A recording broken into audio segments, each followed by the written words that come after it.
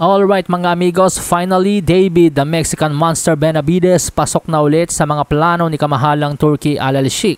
Matatandaan na medyo nagkaroon ng kalituhan sa relasyon ni Benavidez kay kamahalang Turki. Ito ay matapos pasakayin pa ng private jet ni kamahalang Turki si Benavidez at anyayahang manood ng live ng rematch ni na Dmitry Bivol at Artur Beterbiev at sinabi nga magwawagi doon ay ikakasa niya kay Benavidez. Pero nagulat nga po ang mga boxing fans nang biglang mag-anunsyo si kamahalang Turki matapos manalo ni Dmitry Bivol na wala na siyang interes na ikasa ang laban ni na Bivol at Benavidez. Sinabi niyang hindi na siya magbibid para sa labang ito. At pagkatapos nga nung binakante ni Bivol ang WBC belt at na-elevate si David Benavidez as full champion.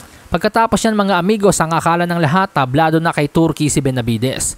Pero makalipas nga lamang po ang ilang buwan, biglang inanunsyo ni Turki na magiging main event si Benavidez sa The Ring 4 kung saan makakasagupan nito si Anthony Yarde. At talaga namang mukhang nagkamabutihan na ulit si Benavidez at kamahalang Turki dahil sa naging panayam po kay Turki sa The Boxing Boys. Interesado na siya ulit na ikasa si Benavidez sa magwawagi sa sagupaan ni na Dmitry Bivol at Artur Beterbiev at gusto ring ikasa ni Turki si Benavidez sa hari ng cruiserweight na si Jai Opetaia. At hindi lang yon ang good news kay Benavidez, ayon mismo kay Turki. Plano rin niyang ikasa itong si Benavidez kay Saul Canelo Alvarez sa 2027.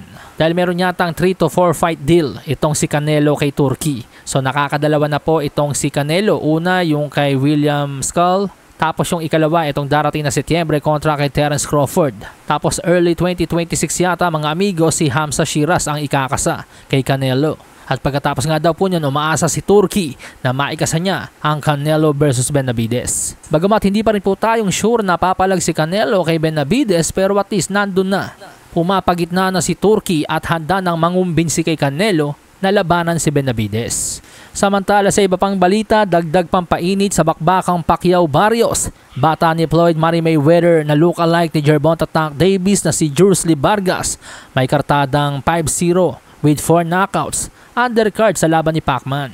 Matatandaan dati nang nag-viral ang mga larawan at mga clips nitong si Vargas dahil sa pagkakahawig ng kanyang itsura at estilo kay Tank Davis. Matatandaan agad na kinuha ni Floyd Mayweather itong si Vargas noong 2022 matapos manalo sa kanyang pro debut via first round knockout sa Amsterdam. Malasahin ang baraha, patunayan mo sa'kin ha. Sino man ang mabunot na kalaban, di ka tatakbo ha. Sa bayan ko sa bayan, papalag ako